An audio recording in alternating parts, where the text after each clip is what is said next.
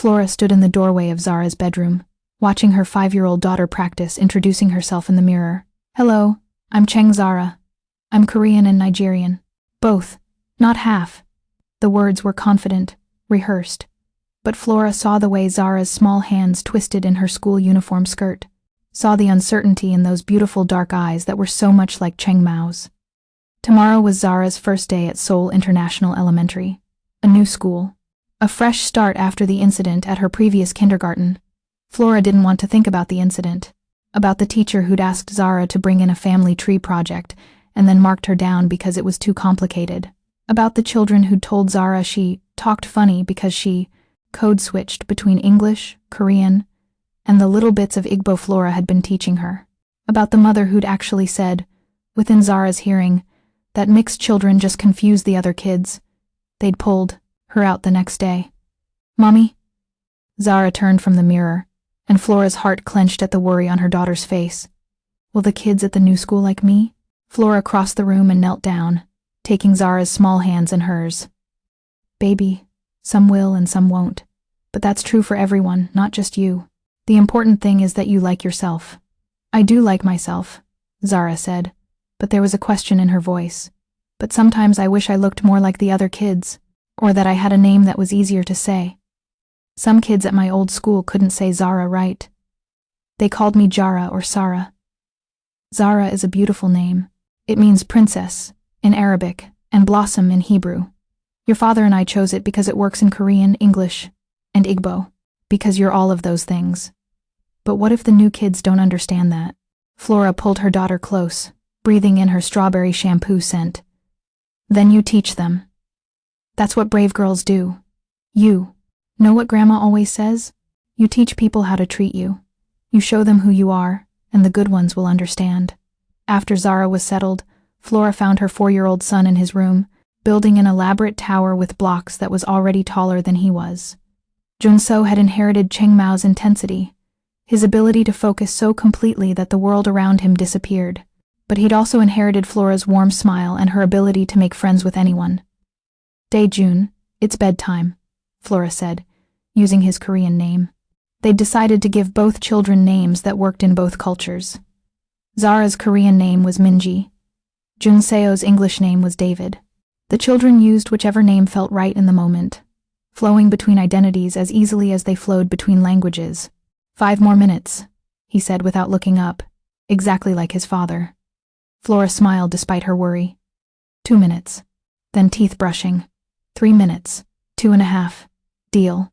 Junseo grinned at her, that 1,000-watt smile that made everyone he met fall in love with him immediately. Flora found Mao in their home office, video conferencing with executives in New York. Even at 9 p.m., he was working. Running a global company meant constant calls, constant demands, constant pressure.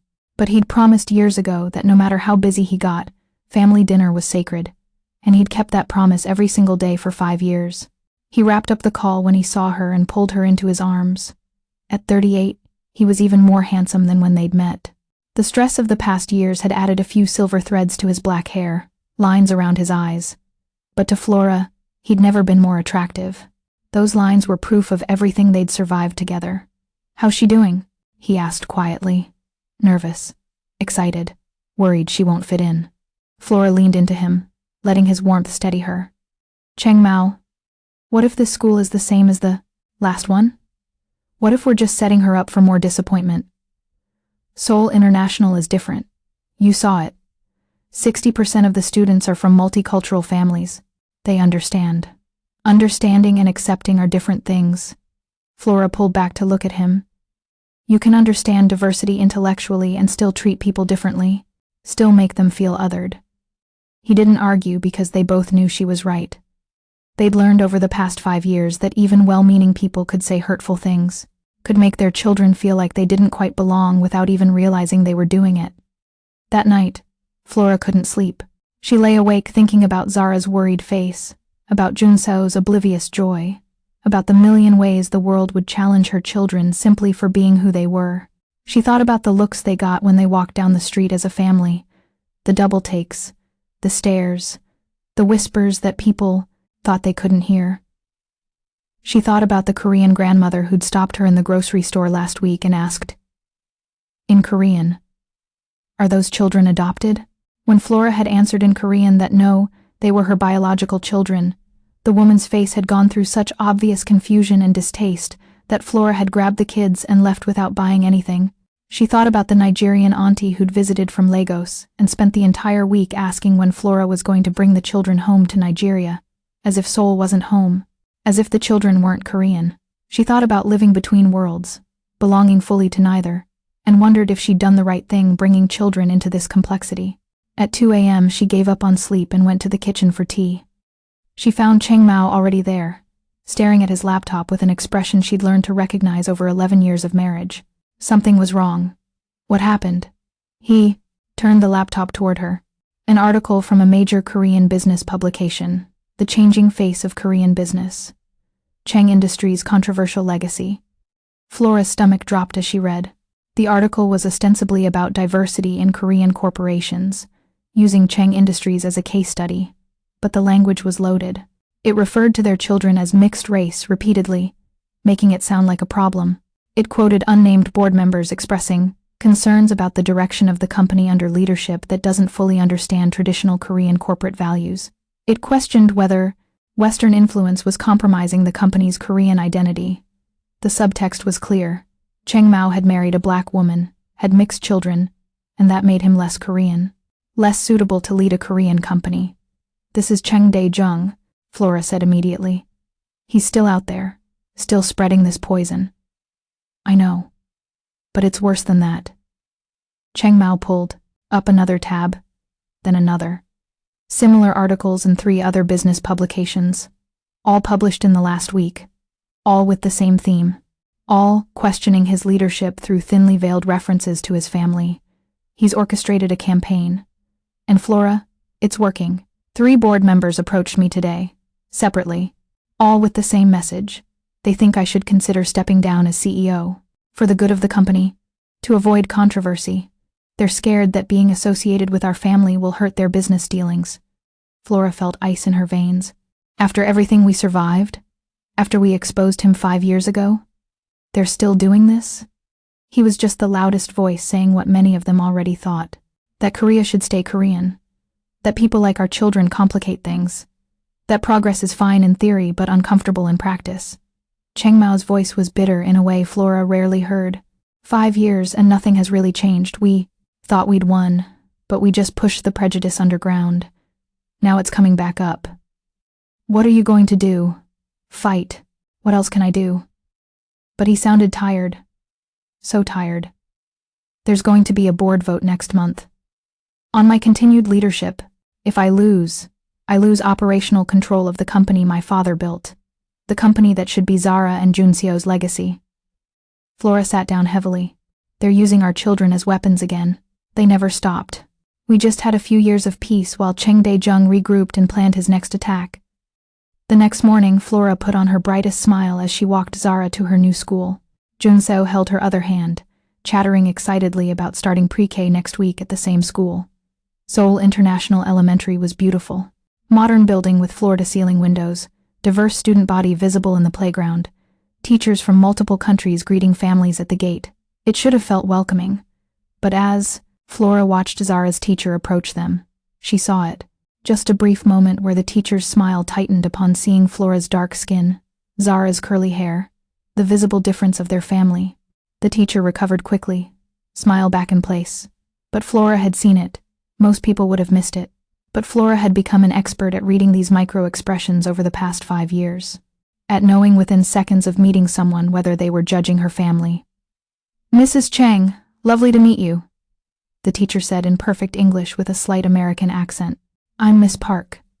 I've been teaching here for 10 years, and I absolutely love our multicultural students." There it was. Our multicultural students. Not just our students. The qualifier that made it clear Zara would always be seen as different, as other, as special category rather than simply a student.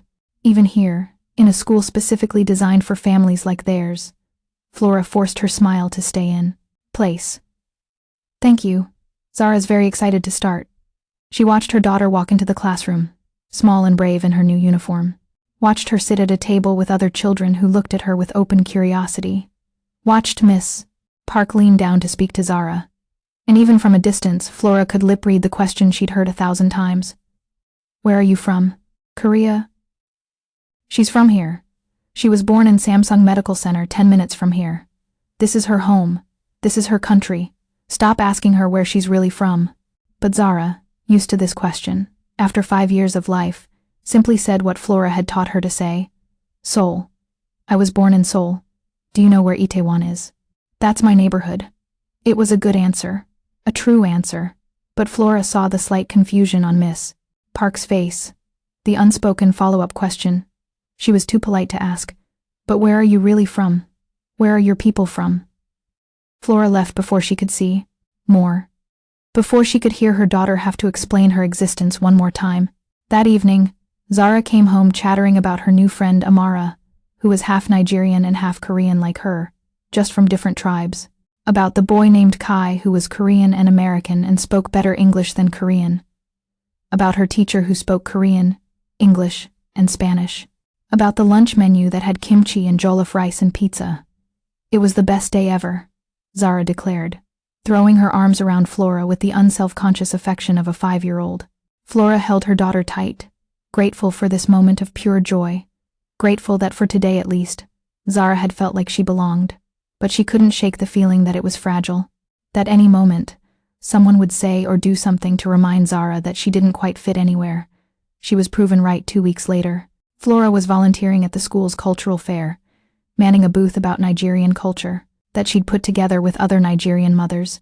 It was supposed to be a celebration of diversity, but as Flora arranged the display of traditional fabrics and photos of Lagos, she overheard 2 Korean mothers talking in the hallway behind her booth. They were speaking Korean, probably assuming Flora wouldn't understand, but Flora had been studying Korean intensively for 11 years. She understood every word. I'm not racist, one was saying, but I do wonder if it's fair to the children, being raised so confused about who they are. I know exactly what you mean, the other agreed. My son has one of those mixed children in his class. The poor thing is always so lost during Korean language lessons, struggles with reading and writing. It must be so hard for them, never quite fitting in anywhere. Exactly. I mean, if you're going to raise children in Korea, shouldn't they be fully Korean? Otherwise, what's the point? You're just making their lives harder. And the parents are so aggressive about it too. Always talking about diversity and representation, as if we're doing something wrong by wanting to preserve Korean culture. Flora's hands clenched around the fabric she was holding, her nails digging into her palms. She wanted to confront them, to spin around and demand they repeat those words to her face, to defend her children and every other multicultural child in the school. But she'd learned over 5 years that direct confrontation rarely changed minds. It just made people defensive, made them double down on their prejudices while claiming they were being attacked for just asking questions or expressing concerns. Instead, she waited until they'd left and then quietly reported what she'd heard to the school administration, providing the names of both mothers. The principal was apologetic when Flora met with her the next day. I'm so sorry you had to hear that, Mrs. Cheng. I'll speak to them about appropriate language and behavior at school. Events. Will you? Flora asked quietly. Or will you tell them to be more careful about where they have these conversations? Because those are very different things. The principal looked uncomfortable. Mrs. Cheng, I have to be honest with you. This is Korea. These attitudes exist. We can educate, we can set expectations for our community, but we can't change everyone's minds. We can't control what people think. But you can control what they're allowed to say in your school. You can make it clear that this kind of talk isn't acceptable. That questioning whether multicultural children belong here isn't just an opinion. It's prejudice. And we will make that clear. But I also need you to understand that you're asking for a cultural shift that takes time. Korea is becoming more diverse, but it's still a relatively homogeneous society. People are learning. Flora stood up. My children don't have time for people to learn. They're growing up right now. Every day that they hear people questioning whether they belong, whether they're really Korean, whether their parents are making their lives harder by existing, that's a day of damage. That's a day of them internalizing the message that they're less than. I understand your frustration. No, you don't. Flora's voice was sharp. You can't, because your children don't walk through the world having to prove they deserve to take up space. Your children aren't told they're confused. Your children aren't a walking political statement just by existing. Flora left the office shaking with rage and grief and exhaustion. She'd thought they were past this, thought that finding community, enrolling the children in an international school, surrounding them with other multicultural families would be enough. But it wasn't, because no matter how diverse their immediate circle, they still lived in Korea. Still navigated a society that had very specific, very narrow ideas about what Korean meant. And those ideas didn't include children who looked like Zara and Juno. That night, Cheng Mao came home late with news that made everything worse. "There's going to be a board vote," he said without preamble, loosening his tie as he walked into the kitchen where Flora was cleaning up from dinner. "Next month, on my continued leadership of Cheng Industries." Flora felt her world tilt. She gripped the counter to steady herself. "They can't. You have controlling shares. I have 48%. I need 51 for absolute control. The board can call for a confidence vote if enough members petition for it. And they got enough signatures." He looked devastated, older than his 38 years. Chung Dae-jung's been working behind the scenes for 5 years, Flora. Slowly, patiently building support. Convincing people that I'm too distracted by family concerns. That the company needs traditional leadership focused on Korean markets rather than international expansion. This is about the children. Of course it's about the children. It's always been about the children. Cheng Mao sat down heavily at the kitchen table. "They're saying I'm too focused on diversity initiatives, on international markets, on progressive policies that don't align with Korean corporate values. But we both know what they actually mean. They mean I married a black woman. I have mixed children. I've made the Cheng family less Korean. And that makes me unsuitable to lead a Korean company." Flora sat across from him, reaching for his hands. "What happens if you lose the vote?" "I'd still have my shares, still be on the board, but I'd lose operational control. The board would appoint a new CEO, probably someone they can manipulate, someone who'll undo everything I've built over the past 15 years. His jaw clenched. "They'll gut the international division, kill the diversity programs, return the company to what they consider traditional Korean values. And the children's inheritance? Still, legally protected. But Flora, if I lose this vote, it sends a message. Not just to the business world, but to Zara and Juno. It tells them that their father wasn't Korean enough to lead his own company. That our family, our choices were wrong. That they're the reason I failed." Flora closed her eyes, overwhelmed by the weight of it all. "So we fight again. If you're willing. I know you're tired. I know these past 5 years haven't been easy.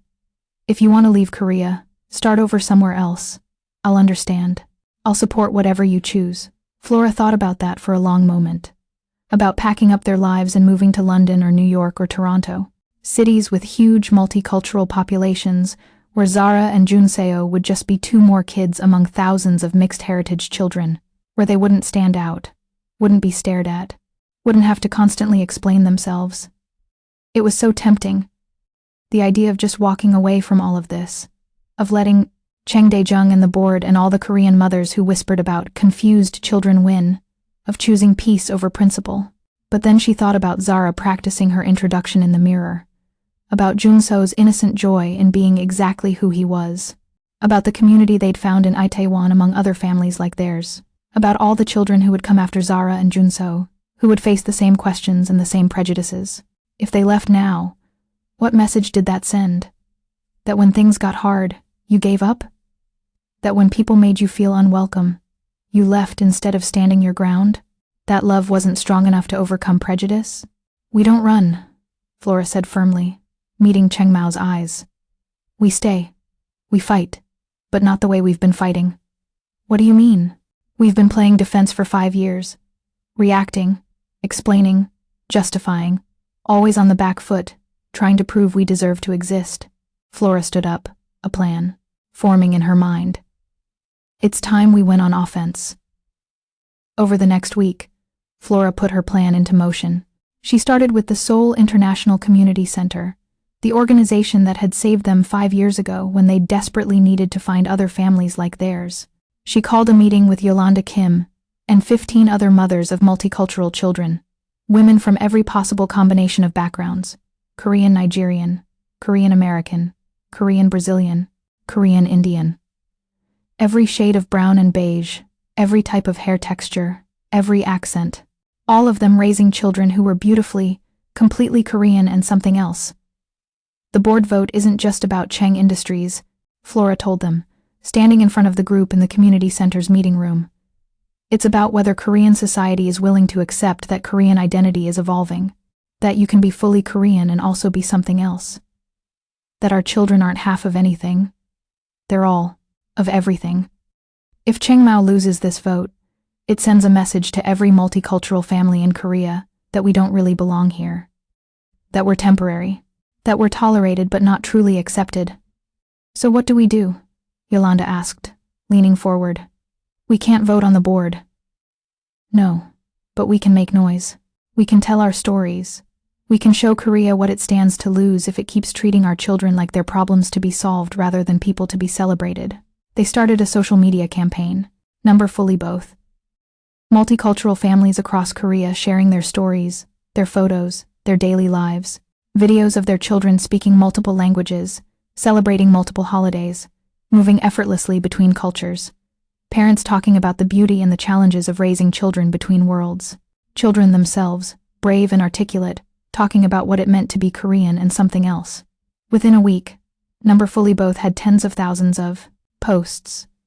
Within 2 weeks, major Korean news outlets were covering it, hosting panel discussions about multicultural families and Korean identity. Within 3 weeks, the conversation in Korea had fundamentally shifted.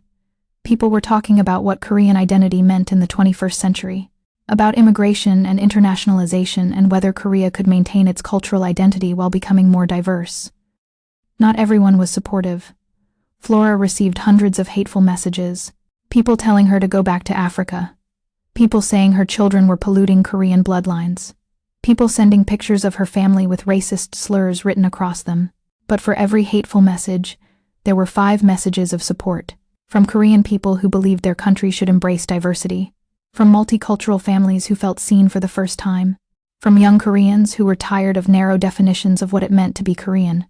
The movement was growing, and people were paying attention. If you're loving this story and ready to see how it all ends, smash that like button and subscribe. Drop next in the comments so I know you're following along. But not everyone was happy about the attention Flora was bringing to multicultural families. 3 days before the board vote, Flora received a message from an unknown number. Just a photo. No text. It was Zara, leaving her school. Someone had photographed her daughter from across the street, zooming in on her face.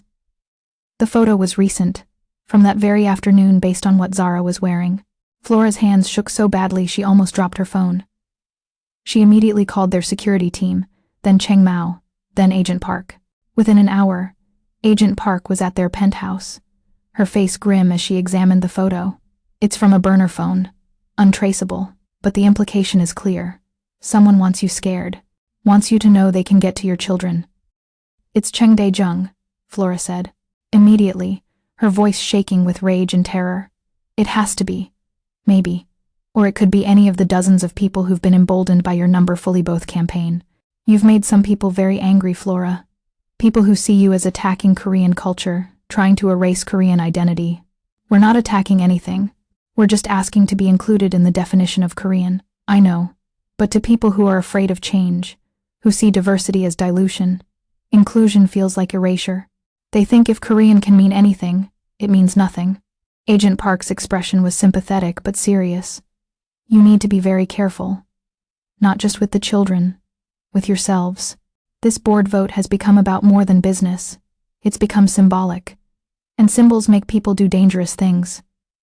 That night, Flora couldn't sleep.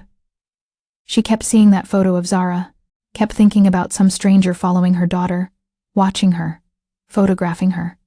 The terror from 5 years ago came rushing back, when baby Zara had been threatened and they'd hidden in safe houses, afraid every moment.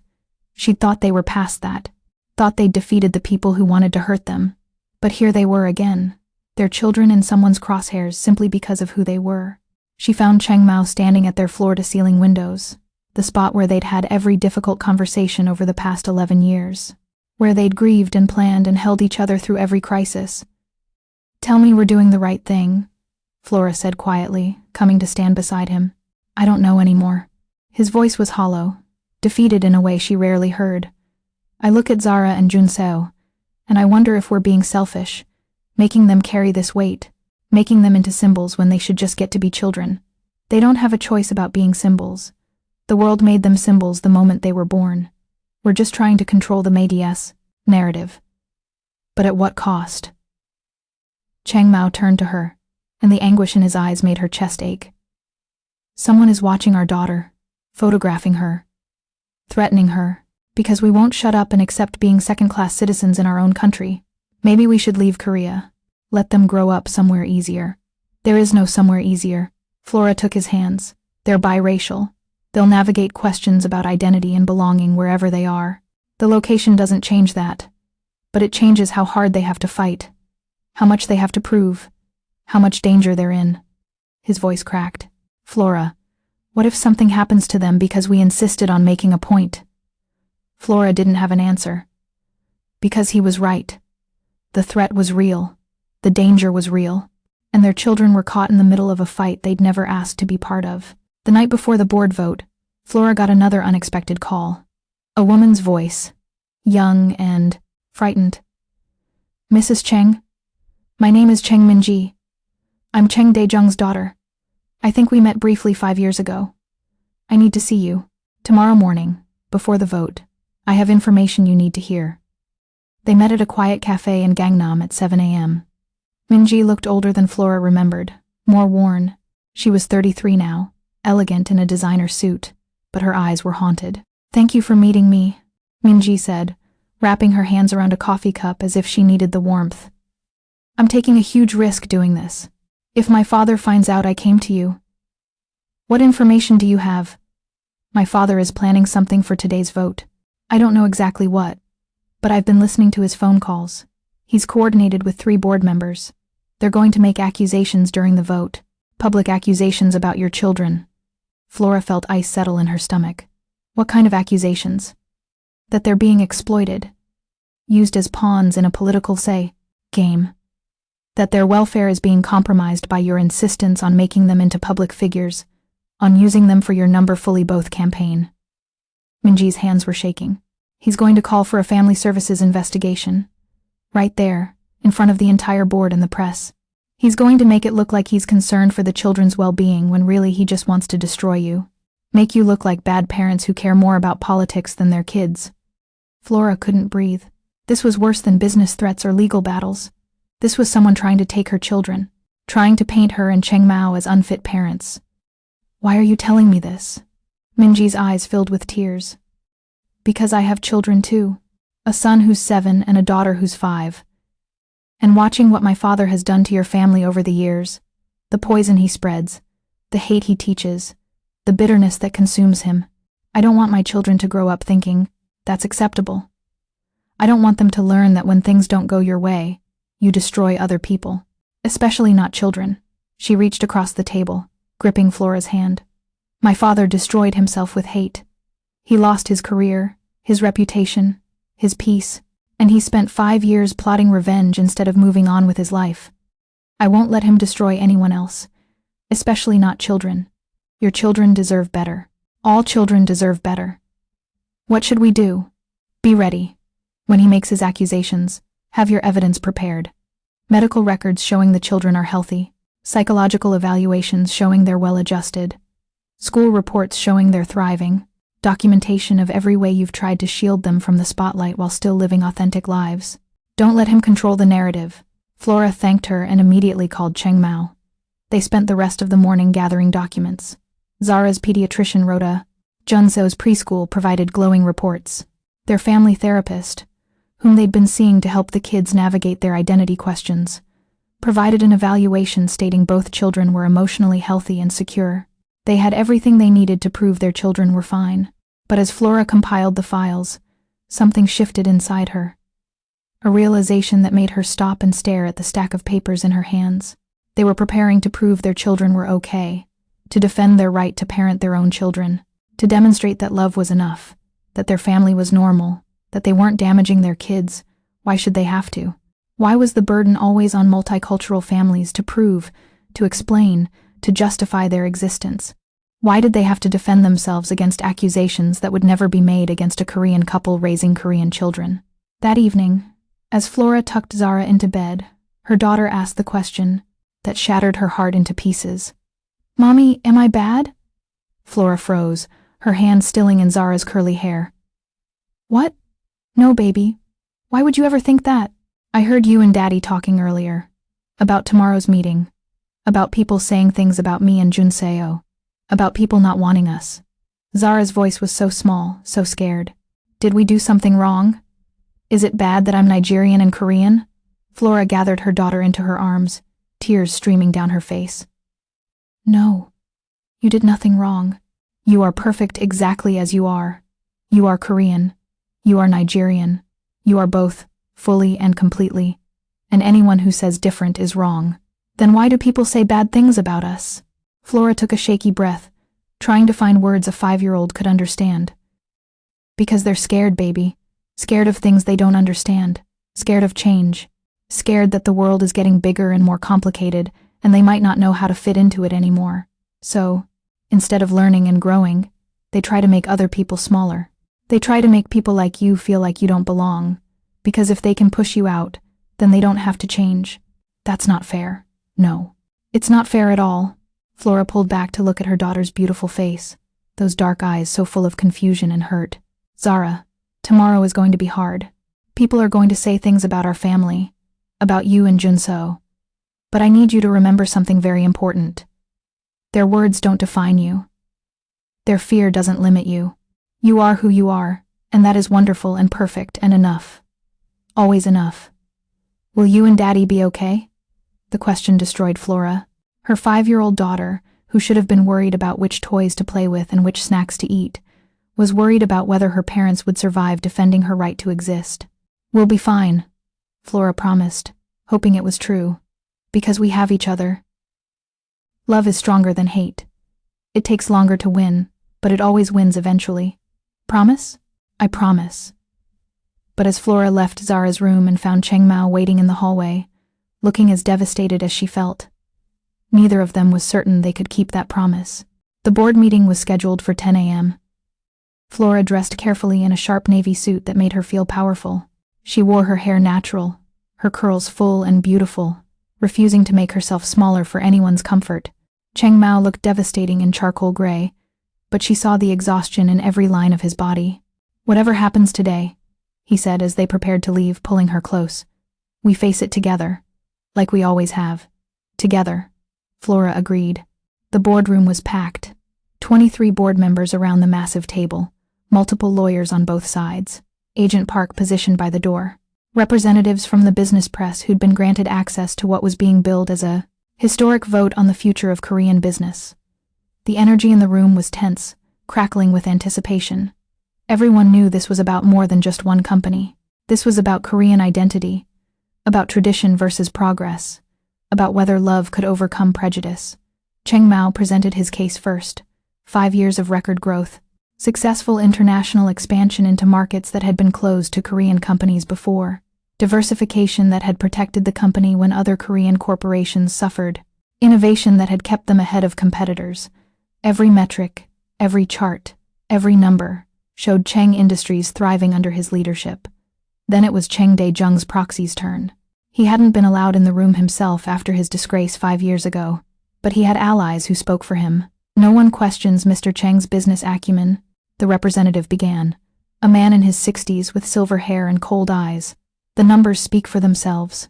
But leadership of a company like Cheng Industries requires more than financial success. It requires understanding Korean values, Korean culture, Korean identity, and we must ask, can someone who's raising his children to reject their Korean heritage truly lead a Korean company into the future?" "My children aren't rejecting anything," Cheng Mao said sharply, his voice cutting through the room. "Aren't they? They attend an international school instead of a Korean school. They speak English at home more than Korean. They celebrate Nigerian holidays with the same importance as Korean holidays. They're being raised as what you call multicultural, which by definition means they're not being raised as fully Korean. Being multicultural doesn't mean not being Korean." Cheng Mao started, but the representative cut him off. "It means being Korean is just one option among many. One identity they can choose when convenient. But true Korean identity isn't something you pick and choose. It's Not a costume you put on and take off. It's who you fundamentally are. And Mr. Cheng, by raising your children to see Korean identity as negotiable, as something that can be blended with other identities, you're demonstrating that you don't truly understand what it means to be Korean. Flora watched the board members' faces, saw some nodding, saw doubt creeping into eyes that had been friendly moments before. Furthermore, the representative continued, warming to his theme, we must consider the children's welfare. They've been used as symbols in political campaigns. Their photos have been shared across social media without their consent. They've been made into poster children for diversity when they should simply be allowed to be children. Mr. and Mrs. Cheng have prioritized their political activism over their children's right to privacy and normal childhood. That's not true, Flora said, her voice ringing out before she could stop herself. All eyes turned to her. Mrs. Cheng, this is a board meeting, the chairman started, but Flora was already standing. No, I've listened to 5 years of this. 5 years of coded language and polite prejudice, and people pretending this is about business or culture or values, when we all know what it's really about. Her voice was steady, powerful. You're saying my husband isn't Korean enough because he married me. Because our children don't look the way you think Korean children should look. Because we refuse to be ashamed of our family. Mrs. Cheng, please. We didn't make our children into symbols. You did. Korean society did. The moment they were born different, the moment they didn't fit into your narrow definition of what Korean means, they became symbols whether we wanted it or not. We're just trying to give them the tools to survive being symbols, to be proud of all of who they are instead of hiding parts of themselves. Flora's voice rose with passion. You want to talk about their welfare? Let's talk about it. Let's talk about the Korean kindergarten that marked my daughter down on a family tree project because our family was too complicated. Let's talk about the Korean mothers who whisper that mixed children are confused and don't belong. Let's talk about the strangers who photograph my children and send us threatening messages. That's what threatens their welfare. Not our social media campaign, your prejudice. The room was dead silent. My children know 3 languages. They celebrate multiple cultures. They move between worlds with grace that most adults never learn. They're brave and confident and proud of who they are, despite living in a society that constantly tells them they're not enough, that they're too Korean for Nigeria and not Korean enough for Korea, that their very existence is complicated and inconvenient. Flora's voice broke. So yes, we fight back. Yes, we use social media to show that families like ours exist and thrive and deserve respect. Because if we don't, who will? If we accept your definition of Korean that excludes our children, what message does that send them? That they should be ashamed? That they should hide? That they should make themselves smaller so you can be comfortable? She turned to face the full board. You want to vote out my husband because he refuses to be ashamed of his family? Go ahead, but at least be honest about it. Don't hide behind concerns about Korean values or corporate culture or the children's welfare. Just admit that you're uncomfortable with change, that you prefer Korea to stay homogeneous, that diversity scares you. Flora sat down, her hands shaking but her head high. Cheng Mao's hand found hers under the table, squeezing so tight it almost hurt. The chairman cleared his throat. Are there any other comments before we vote? Yes. An older board member stood, a woman in her 70s who'd been with Cheng Industries for 40 years. I have something to say. Flora held her breath. Watched this company grow from a small Korean enterprise to a global corporation. I've seen us expand into markets we never dreamed of reaching. And I've watched Cheng Mao lead us through economic crises, through market disruptions, through challenges that would have destroyed lesser companies. Under his leadership, we've thrived. She paused, looking around the room. But more than that, I've watched him become a father. I've seen how he loves his children, how he and Mrs. Cheng have worked to give them every advantage, every opportunity, while also keeping them grounded and humble and kind. Those children are happy. They're confident. They're exactly what children should be. Her voice grew stronger. Korea is changing. Our birth rate is declining. We need immigration to sustain our economy. We're becoming more international, more diverse. The question isn't whether that will happen. It's happening now. The question is whether we'll embrace it or fight it. Whether we'll expand our definition of what Korean means, or cling to a definition that's increasingly obsolete. She looked directly at Flora and Cheng Mao. These children are Korea's future. They're what Korean will look like in 20 years, in 50 years. multicultural, multilingual, comfortable in multiple worlds. We can either welcome that future or resist it, but we can't stop it. She sat down to stunned silence. The vote was called. Flora watched as each board member voiced their decision, her heart pounding so hard she thought it might burst from her chest. It was close. Too close. Each vote felt like a lifetime. When the chairman finally announced the result, Flora's vision blurred with tears. 18-5 in favor of keeping Cheng Mao as CEO. They'd won. Flora felt Cheng Mao's entire body sag with relief beside her, felt his hand grip hers like a lifeline. Around them, some board members applauded. Others looked uncomfortable, defeated. As they left the building, mobbed by press and supporters from the Number Fully Both campaign who'd gathered outside, Flora felt something shift. Not victory exactly. More like a momentary reprieve. Because she knew this wasn't over. The board vote was one battle. But the war for her children's right to exist without apology would continue every day. Every time someone asked where they were really from. Every time someone questioned whether they were Korean enough. Every time society tried to put them in boxes that were too small to contain them. But they would keep fighting. Because that's what you did for love. That's what you did for family. 2 weeks later, things seemed to be settling into a new equilibrium. The media coverage of the vote had sparked genuine conversations across Korea about identity and diversity. Seoul International Elementary reported record enrollment from multicultural families. Some traditional Korean schools even reached out asking about diversity training, but Flora couldn't shake the feeling of waiting for the other shoe to drop. She was proven right when Agent Park called 5 days after the vote with news that made Flora's blood run cold. Chang Dae-jung has disappeared. No one's seen him in almost a week. His apartment is cleared out. His phone is off. And Flora? I just got intel from a contact in law enforcement. He's been in touch with some very dangerous people in the weeks leading up to his disappearance. People who don't solve problems through board meetings and lawsuits. What are you saying? I'm saying you need to be extremely careful. All of you. Chang Dae-jung just lost his final chance at redemption. His reputation is destroyed. His allies have abandoned him. He has nothing left. And people with nothing left are the most dangerous kind. You think he'd actually hurt us? The children? I think he's desperate and humiliated and full of rage. I think his entire identity was built around restoring his family's honor and taking back what he believes was stolen from him. And I think you just took his last hope of that away. Agent Park's voice was grave. Please, Flora, be vigilant. Flora hung up and immediately called Cheng Mao. They doubled security on both children. Armed guards at the school. Surveillance on their route home. Protected vehicles. For 3 days, nothing happened. Flora started to relax, to think maybe Agent Park had been overly cautious. Then, on the 4th day, Flora received a text from an unknown number. It was a video file. Flora's hands shook as she pressed play. The footage was grainy, clearly taken from a hidden camera. It showed the outside of Seoul International Elementary, the playground where the children played during recess, the gate where parents picked them up every afternoon, the coffee shop across the street where Flora sometimes waited.